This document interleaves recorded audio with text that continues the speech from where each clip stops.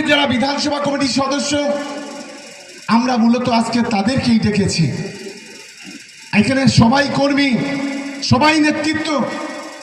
আমার অনুরোধ, এই লড়াইয়ে ভাঙড় বিধানসভা থেকে তৃণমূল কংগ্রেসকে লক্ষাধিক ভোটে জেতার স্বপ্ন, দায়িত্ব আমাদের সকলকে নিতে হবে।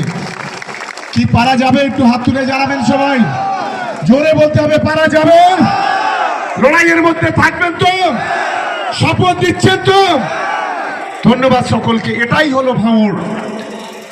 আমাদের হাঁটতাম না।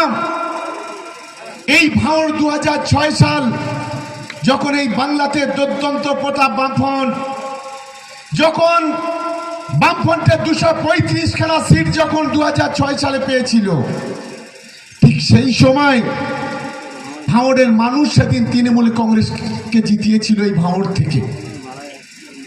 কিন্তু আমরা দেখেছি 2021 সাল দলের কিছু গাদ্দার তারা দলটাকে আইএসএফ এর কাছে বিক্রি করে